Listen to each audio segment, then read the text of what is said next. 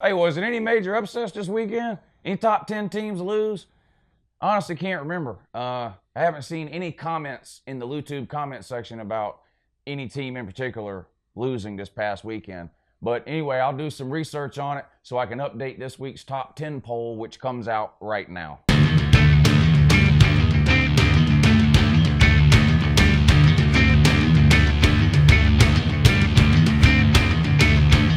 Hey, good morning. It's Uncle Lou here. Yeah, that's right. It's me, Uncle Lou, and I'm live for you on LouTube today. And thanks for watching. I really appreciate it also. And two, up today, the Uncle Lou Top 10 poll. We do this video every Monday throughout the college football season. Now, of course, I say this all the time, but I do this poll different than anyone else does it. I move teams up and down a lot within my poll throughout the year. I reward teams for big wins. I punish teams not only for losses, but for embarrassing wins, barely beating teams you should be destroying. Anyway, the point is I move teams up and down a lot within this poll. You know what I mean if you've seen these videos before. Yes, there was a lot of upsets this past weekend in college football, so I'm sure the poll is going to look totally different today. But anyway, without any further ado, let's get right into today's poll. All right, I'm going to do this the same way we do it every single Monday here on LouTube. I'm going to put up last week's poll on the screen so you can see sort of the starting point I had heading into this week's poll in case you're new or you didn't watch last week's poll. And I know we got a lot of people that suddenly found LouTube over the weekend. Welcome to all you new viewers. I hope you guys stick around. Yeah, this is a trash talk channel, so you know I talk a lot of trash about college football here, but we have a lot of fun. And it's not personal. It's just for fun and entertainment. To me, trash talk is just a part of college football. So welcome aboard to all the new typers in the comment section. Hope you guys stick around. All right, last week's poll, you see it right here. I'll run through it real quick, but we had Bama at 1, followed by Notre Dame, Ohio State, Georgia, Clemson, West Virginia, Penn State, Wisconsin, Washington, and Central Florida. That's what it looked like last week. Now we're going to do this the same way with the new poll. I'm going to start at number 10 and work the way down. But before we get into that, let me mention some teams right off the bat that are not in the top 10 this week, but that I think that I either considered for the top 10 or they're very close to getting into the top 10. And we'll start with a few teams with no losses yet this year that still aren't in the top 10. You got teams like Cincinnati and South Florida. Now, of course, these are non-Power 5 teams. They play in the same league that Central Florida plays in. All three of these teams are going to play each other, so we'll see if one can come out completely undefeated between those three, Central Florida, Cincy, and South Florida. But Cincy and South Florida right now undefeated, not quite in the top 10, I don't think. And then there's one Power 5 team that's currently undefeated that's not in my top 10, or I don't think anyone's top 10 yet, and that's the NC State Wolfpack out of the ACC. Now, a lot of people are wondering, how can a Power 5 team be undefeated this far into the season, not even crack the top 10? Well, the biggest game of the year so far for NC State, a game that if they would have won, they definitely would be in the top 10 right now, got canceled a few weeks back when the hurricane hit the East Coast, and that, of course, was a game between NC State and West Virginia. That game was canceled. So let's look at who NC State has played. James Madison, Georgia State, Marshall, Boston College, and Virginia. The best win out of that bunch is probably Boston College.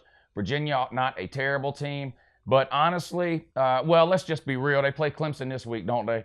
I mean, so if you're an NC State fan, you don't have to be upset about not being in the top 10. If you win this week, and honestly, if you lose a close one, you may be in some people's top 10. You may even be in mine next week if you lose a close one. If you win, obviously, you'll be in everyone's top 10. So don't worry about not being in yet. That will get settled this week for sure.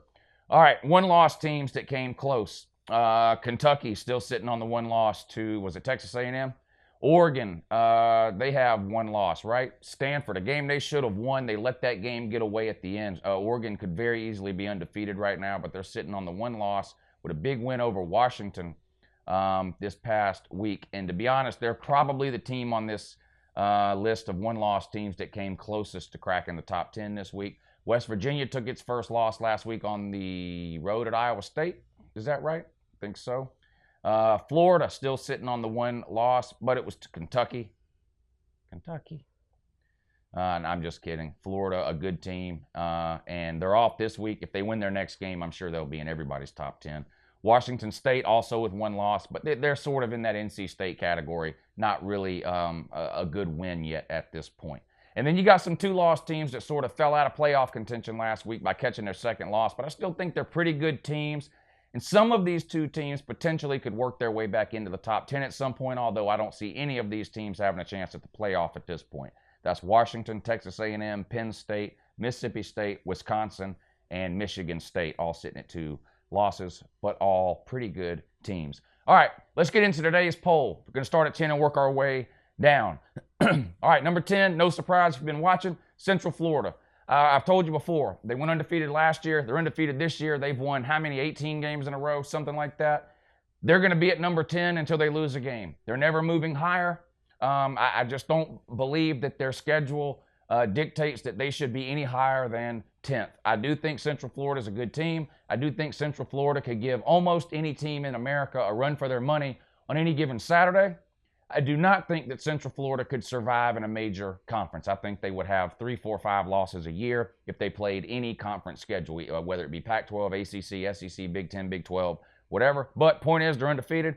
They're at number 10 in the poll. Same as last week. All right, number 9. Back into the poll this week.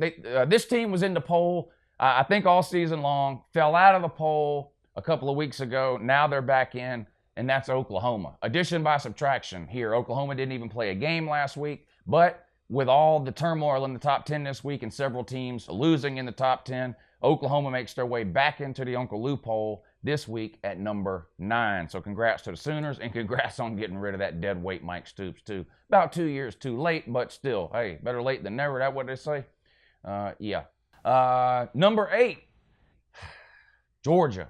Man, what a fall for Georgia. Complete embarrassment on the road this past week at Louisiana, or LSU, Louisiana State. No excuse for that. They got absolutely beat in every facet of the game. Georgia was dominated on both lines of scrimmage, never got any consistency going offensively. The quarterback play was bad, overthrows, bad sacks, misreads. The defense got burnt on several long passes. We could never stop LSU's running game. I mean, we got out-coached. I mean, it was really just an abysmal performance. If you're a UGA fan, which obviously I am, and you're looking for some sort of silver lining, light at the end of the tunnel, whatever it may be, this is a very similar scenario to what happened with Georgia last year, right? Go to Auburn, get absolutely blown out, dominated. In fact, the loss at Auburn last year was worse than the loss at LSU this year. We lost to LSU by 20. I believe we lost to Auburn by 23 last year. And, of course, UJ was able to bounce back. We'll see if they can do that this year. Now, of course, the Auburn game was the next to the 10th game, I think, for Georgia last year. So they only had 2 more games after that. With the LSU game here coming where it is, Georgia still has 5 games now. No more margin for error for Georgia. They've got to win out if they want to win the East, in my opinion, because you've got 2 other teams, Florida and Kentucky, both sitting at 1 SEC loss, and Georgia still has to play both of those teams. So no more room for error for Georgia, and they've got to get a whole lot better on both sides of the ball if they got any chance or dreams or hopes or whatever of trying to make another college football playoff. I do think Georgia still has a legitimate chance to win the East. I do still think Georgia is the best team in the East, although I do think the Florida game looks a lot tougher today than it did a week ago or definitely 6 months ago. And same thing for the Kentucky game. But I have them at 8, falling all the way down from number 4 in my poll last week. I think they were number 2 in the AP poll and all that. I had them at 4, though I wasn't impressed with them the last few weeks offensively, so I only had them at 4. But I dropped them down to 8. Number 7 on the poll this week, LSU. LSU's been in and out of this poll a couple of different times this year. Back in it this week after being left out of the top 10 last week. Of course, they had lost to Florida the week before. That pushed them out of my top 10 poll. But just talked about this game here. Complete domination of a top 5 team, Georgia, last week. LSU deserves to be in the top 10. And you can make an argument that LSU deserves to be even higher than I have them here. They've got a pretty good win over Miami. The win over Auburn looked good at the time. Doesn't look as good now. Point is, if you're an LSU fan, similar to some of these other teams I've mentioned, it doesn't really matter where you're ranked right now because you've got an opportunity to play some very highly ranked teams down the road. And if you beat those teams, nobody will be able to keep you out of the top 4 or 5, regardless of where anybody has you ranked now. So you just keep winning. You'll keep moving up. No questions, no doubt about it. But LSU, yeah, what is that? 10, 9, 8. LSU number 7 this week. All right, back in the poll at number 6. Boy, this makes me feel good. Texas Longhorns. I had them ranked in real high in my poll in the offseason, and of course I caught all kinds of heat and flack for that. And then Texas comes out week 1 and lays an egg to Maryland for the second year in a row to start their season, and I looked like a fool. Well, they strung a couple of wins together after that, beating a pretty good Southern Cal team. Then, of course, a couple of weeks ago, they beat Oklahoma, giving them their first loss, and then rebounded this week with another win over Baylor. Now, it was closer than a lot of people would have liked to see, but you see this a lot of times after a big rivalry game. The teams just can't get up for a second week in a row. Could be worse, could be Miami, in which case beat their rival Florida State the week before and then go on the road and lose to Virginia. You at least came out with a touchdown win here against Baylor. I've got you sitting at number 6 in the poll, and you got a couple of games left on your schedule, but the Big 12 right now, in my opinion, is down to 3 teams, right, all sitting at 1 loss: Texas, Oklahoma, and West Virginia. Texas has already played Oklahoma. They still have to play West Virginia. West Virginia has not played either one, Texas or Oklahoma. So tough to see how this is going to play out right now. Texas definitely has a leg up by getting a win over Oklahoma already. My money right now would be on Texas to make the Big 12 title game against either Oklahoma or West Virginia. We'll see how that goes. But I think they deserve a spot in the top 10. Here they are at number 6. All right, top 5 time, and I'm on a roll here with preseason predictions now. I got Michigan now at number 5. Another team that I was really, really high on in the offseason and got laughed off of YouTube, basically. And then they come out and lose week 1 to Notre Dame, and people are laughing at me, and I look like an idiot, just like I did with Texas. Well, fast forward 5 or 6 weeks, and Michigan's, again, just like Texas, strings a couple of wins together. And then this past weekend gets a really big win, a dominating win, really, over an underperforming Wisconsin team. Absolutely destroyed and annihilated them. And in my opinion, I think Michigan is playing the best football right now of any team in the Big Ten, including Ohio State. Now, obviously, I've got Ohio State ranked higher. We haven't got to them yet. But if Michigan and Ohio State were to play right now, I would give the edge to Michigan. Of course, they don't play right now. So we'll see what these teams look like 5-6 weeks down the road. They play at the end of the season. But Michigan looks really, really good right now. And some redemption for your boy Uncle Lou here, moving them back up to number 5 in my poll. All right, and I got the Taters coming in here at number 4.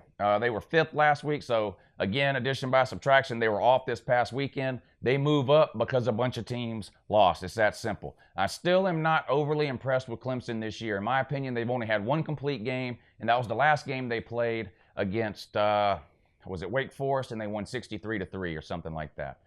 Take that game away, and it's been a series of sort of struggle wins for Clemson. Not necessarily struggle wins. They just haven't looked as dominant as you thought they would look. It all came together for them 2 weeks ago. They had a bye week this past week. Now they get their one of their toughest tests of the season, NC State. We'll see how they do there. But it would be hard to make a poll and not have Clemson in the top 4, I think, right now. I mean, they've been in the playoffs 3 years in a row, right? Won it once, undefeated. Offense looks good. Front 7 is unbelievable. I've got them sitting right now at number 4. The Domers, Notre Dame, I got them at number 3. I'm not a Notre Dame fan. I had them at number 2 last week. Well, I'll just show you 2 and 3, Notre Dame and Ohio State. I flip-flopped these 2 from last week.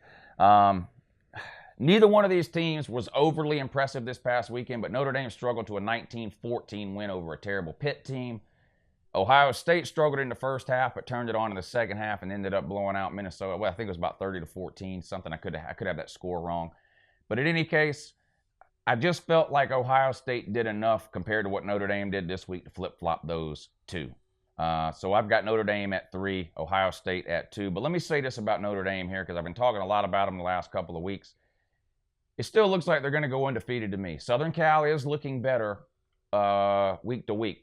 Southern Cal, if you don't know, lost their quarterback from last year, of course. Then they also lost their leading rusher from last year and their leading wide receiver. So it's taken their offense a few weeks to sort of find its chemistry and rhythm. I think they're starting to hit a stride now, and I think that Southern Cal is a team that could continue to get better to the point where they could challenge Notre Dame at the end of the year. But if you look at the rest of the games left on Notre Dame's schedule, you're looking at teams like Navy, Syracuse, and Florida State. Teams that have not been overly impressive this year, and Notre Dame most likely will be a double-digit favorite over all 3 of those teams and expected to win those games convincingly.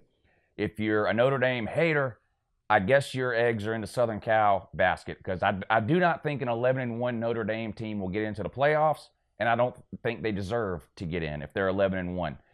If you're going to be stubborn and hard-headed and act like you're better than everybody else and refuse to join a conference, then you have to go 12-0, period. That's just the way I see it. Without playing a conference championship game that last Saturday before the final playoff poll comes out on Sunday, you're going to be an afterthought unless you're 12-0. It's just that simple. I can't see an 11-1 Notre Dame team being ranked ahead of any one-loss conference champion in that final playoff poll. I just don't see it. If Notre Dame is sitting there at 11-1 with no conference title, and there's some other team sitting at 11-1 with any conference title, even Pac-12 or Big 12, I believe the committee will put that Pac-12 or Big 12 team in over Notre Dame. Notre Dame's got to win out. They have a pretty good chance. Like I said, Southern Cal game, I think, is looking trickier by the week, but we'll see how that plays out. Ohio State at number 2 beat Minnesota, like I mentioned. I can't remember. I'm thinking the score was 30-14. I could be totally off there, or maybe I'm dead on. Somebody will let me know, especially if I'm wrong. They'll let me know in the comment section, believe me. They looked good, again, especially offensively. Defense held them to 14. I think they were only up 17-14 at halftime. Sort of got it together in the second half. But another conference win, one step closer to where they want to be. I mean, with Penn State taking its second loss and Michigan State already having a couple of losses, the Big Ten East is just going to come down to that Ohio State-Michigan game. It just is.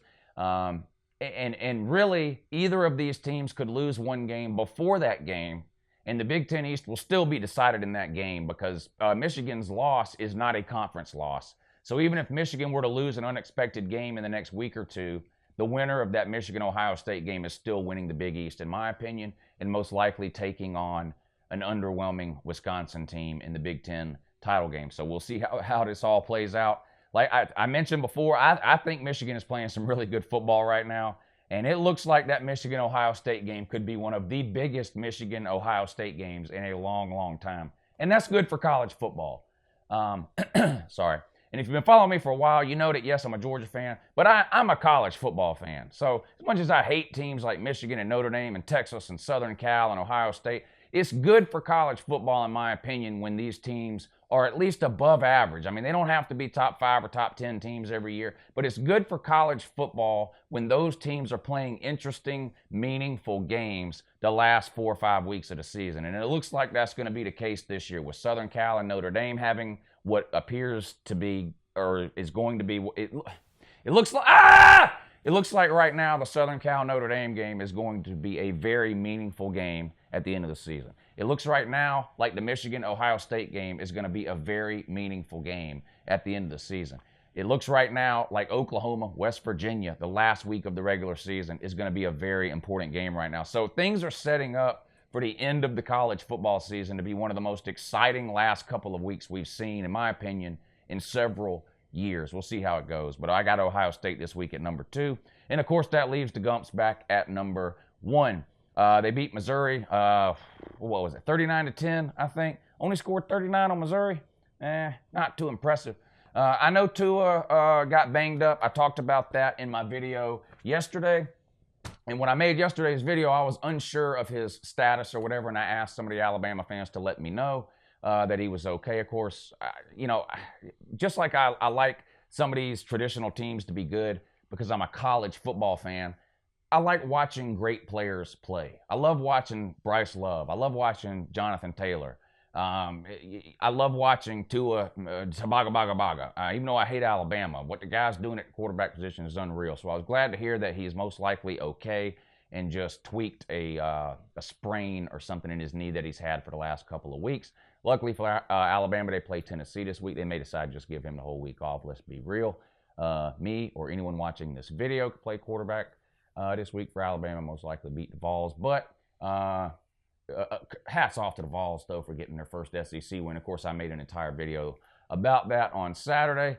A lot of Vol fans didn't watch it. That's their problem, not mine. Then they show up on yesterday's video and cry like a little baby, wanting to know how come Uncle Lou didn't mention Tennessee getting an SEC win and beating Auburn. Well, I did mention it. Mentioned it right after it happened. I made an entire video about it. So, like I said, not my fault you didn't watch it. You're supposed to be watching every Uncle Lou video the minute it's uploaded. Anyway, hats off to the Vols, though. But that's it. That's my top 10. I'm wrong, I'm sure. And I can't wait for you guys to let me know about it. Live show today at 3 p.m. Eastern. We do this every Monday, Wednesday, Friday at 3 p.m. Eastern. It's a live show, call-in show. I take calls from college football fans from all over. We have a great time. So today would be a good time to call, too, if you want to rag Uncle Lou about that LSU game. But anyway, I appreciate you guys watching. Subscribe if you're not already. I post college football videos almost every single day of the year. And a lot of times, that's right, they're even watchable. Have a good morning.